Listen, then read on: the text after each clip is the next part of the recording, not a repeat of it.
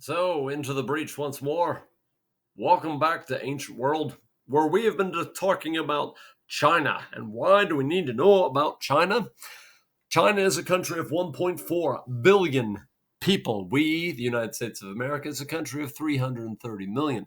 China is on the verge of becoming a world superpower. They, within the next 10 years, will become the richest country on the planet, surpassing our own. They also have nuclear weapons, a massive military that they are building. They are currently an economic superpower. It's only a matter of time before they're a superpower in every facet of this planet. Now, is that a cause for concern? China is a rival of the United States of America. They are definitely a country that we want to keep our eyes on. Not only are they a rival to us and a competitor, but there are also opportunities there as well. We can perhaps make some money, and the Chinese can make money with us, and we can get rich together. At least that's the hope, I suppose. Now, if we're going to sell to the Chinese, we need to understand how they think. The Chinese mindset for the Chinese, their ancestors, are all important. In addition, Confucian ideas of right and wrong, pickle, make squishy bookmark, morals, do the right thing. That's what Confucius was all about. Taoism, that in your life you want a balance and a harmony of opposites. Don't want too much yin and not too much yang. You want a balance of both in your life. Too much candy makes you sick. And of course, there's the legacy of Shi Huangdi. Shi Huangdi taught the Chinese legalism. Obey. Obey no matter what. You do what I tell you to do. Later Chinese emperors will enforce legalism, and that legalism echoes into today. China is not a democratic country. They are not ruled by the people. They're not a republic ruled by law. They are a totalitarian government. They are a type of dictatorship ruled by a communist party. And the leader of China right now, let me look up his name really quick. Leader of China. His name is Jinping. Xi Jinping. He looks like Winnie the Pooh. Don't tell him that. And Winnie the Pooh images are currently banned in China because he kind of looks like Winnie the Pooh. Now, let's get back to ancient China, though. Shi Huangdi's legacy looms over China. Shi Huangdi builds the Great Wall of China. He builds the Terracotta Army. Well, later Chinese emperors will continue these grand projects. In your notebook, please type this up. Later Chinese emperors continue legalism and a fondness for grand projects. What you're looking at here is known as the Forbidden City.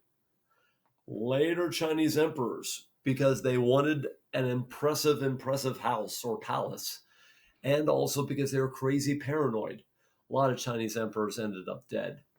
Shi Huangdi ended up dead, if you recall, but that was mostly from his own doing because of Mercury donuts, as you may recall. Well, the Forbidden Palace the Forbidden City. For nearly 500 years, the Forbidden City was the home of Chinese emperors in Beijing. Make sure you type this up in your notes.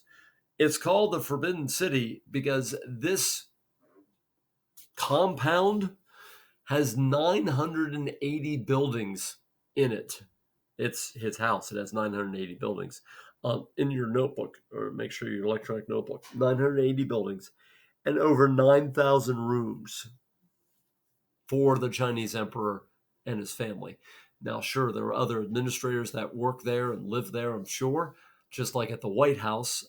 It is the president's home, but it's also office space for many other administrators and civil servants that work for the president and do the business of the United States of America. Around the Forbidden City, you have a 26-foot high wall. Make sure you put that down. So 980 buildings, 9,000 rooms, 26-foot high wall, and 171-foot wide moat. Make sure you have those details in there. 171-foot wide moat, that's like 60 yards, no, about 56, 55 yards of a football field long.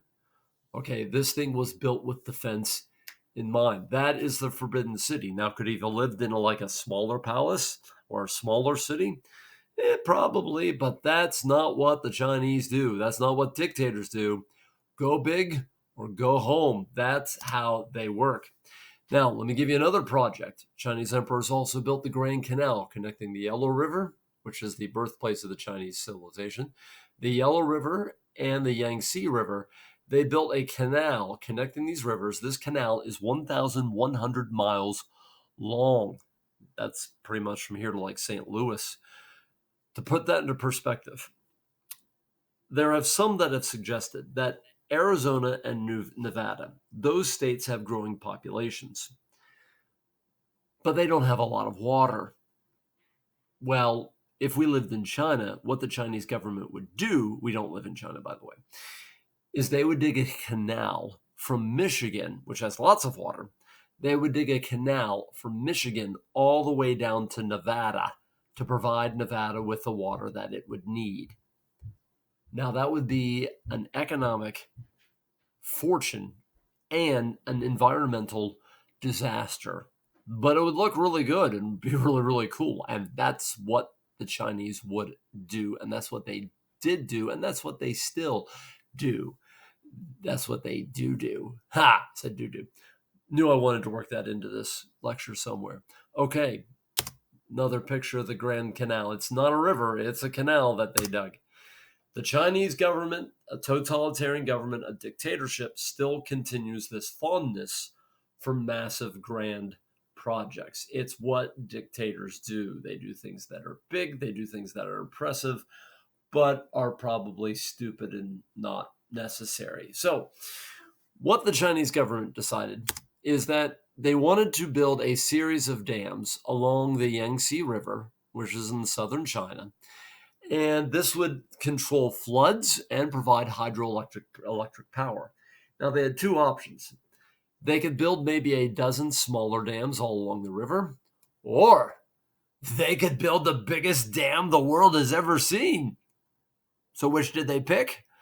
They picked the big dam, that's for sure. The Three Gorges Dam is what this is called. Three Gorges Dam. Do I put that in your notes? Three Gorges, Three, three, and Gorges, Gorges. Gorges Dam, Dam. No N on the end of it. That's a different word. Okay, the Three Gorges Dam. Now, to build this dam, all right, this is where they put the dam. There were 13 cities all along this river, about Pittsburgh size. To build this dam, once they built it, it backfilled with this large reservoir or lake, man-made lake.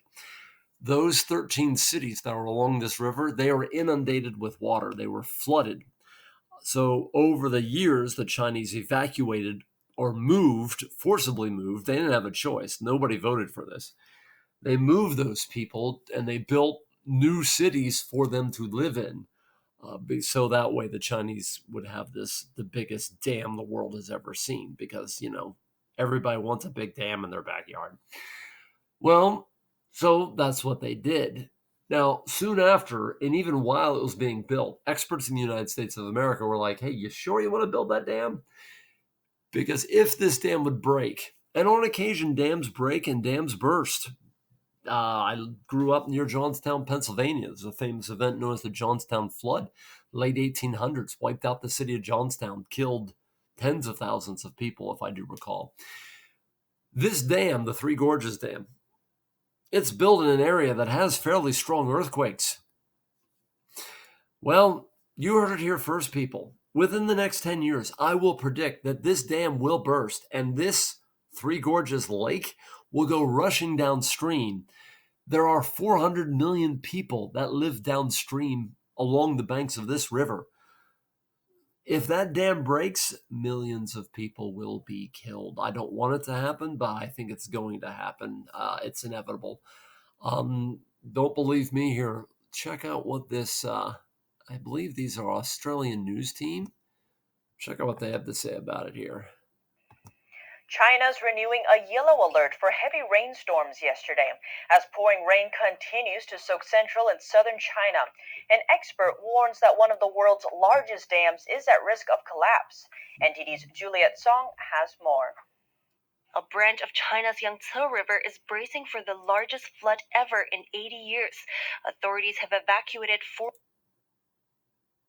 40,000 locals, issuing a yellow alert for rainstorms.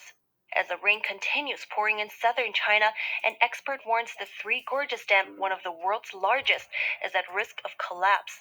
The dam is built above the Yangtze River and is situated in China's Hubei province. On Saturday, water inside the dam reservoir rose 6 feet above the warning level. Chinese authorities insist that the dam is structurally sound, but a famed hydrologist Wang Weiluo said that the dam is of poor quality and can't provide flood protection. Construction of the dam began in 1994 and was completed in 2006. Wang said after a serious flood in 1998, the then Chinese premier hired Western experts to assess the quality control of the build. The experts said the steel bar welding of the dam didn't meet the standards. Chinese workers were unhappy and said the Western experts' criticism was racial discrimination, but the criticism came too late. The steel bar welding and cement pouring of the gorge's left bank is all complete. They can't redo it. The Three Gorges Dam didn't have a separate body for quality inspection. The team that designed and constructed the dam did it themselves. When the dam first began operations, state media made grand claims that the dam can withhold the worst flood in 10,000 years. Years later, they changed this claim to 1,000 years, then 100 years a year after, suggesting a decline in confidence in the dam. In 2010, state media quoted Chinese officials stressing that people can't put all their hopes of flood control on the Three Gorges Dam. Last year, a group of before and after photos of the dam circulating online sparked concerns. The photos show in 2008 the dam was a straight line, but the one in 2018 is slightly curved. Now the dam looks like this. Chinese authorities denied that the dam is deformed, claiming it's a satellite imaging issue. Fake State news. experts later Fake responded, news. saying the dam had moved a few millimeters, but within the normal safety range. Wang said before that the dam has moved due to its flawed design. He wrote in a 2019 article that the dam is composed of dozens of independent concrete blocks. These blocks are not connected to the bedrock below, they're just sitting on top it. Wang said if the dam collapses, it will impact over 400 million people living downstream. Yangtze River's mid to low reaches are densely populated and include big cities like Shanghai and Wuhan. China state media maintains that the dam is not at risk of collapse, calling it rumors hyped by some Western media. Reporting by Huang Qing and Juliet Song, NTD News. That's right. It's all fake news. Just keep saying it until it happens, and then when it happens. China's renewing a yellow alert for heavy. Whenever the dam inevitably bursts, I'm sure the Chinese will blame terrorism or explosives or some unforeseen disaster. They'll make up some reason because that's what dictators and totalitarians do. They never take blame for much of anything, of course. It's always somebody else's fault. All right. So, sorry, but that is depressing me. Yeah, once every 1,000 years, once every 10,000 years, built for once every 10,000 year flood, built for once every 1,000 year flood, now 1 in 100 years. I'm going to guess it's going to be 10. Okay. Talk to you guys soon, hopefully.